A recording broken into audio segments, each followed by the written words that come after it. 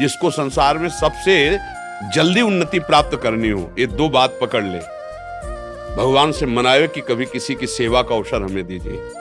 माता पिता गुरुजन, कोई बाहरी पशु पक्षी, ऐसा कोई बीमार व्यक्ति जिसका कोई सहयोगी नहीं, कोई ऐसा जिसको हमें अवसर मिला है, बहुत बड़ी, मतलब ये बिल्कुल रामबाण औषधि समझो कि इसमें अचूक वो तुम्हारे प्रारब्ध को विध्वंस कर देगी। जहां तुमने किसी असहाय की बिना स्वार्थ के, बिना कुछ लेने की भावना के और तन मन धन वचन से सेवा की और भगवान का स्मरण किया, ये तुम्हारे पूर्व प्रारब्ध का नाश कर देगा।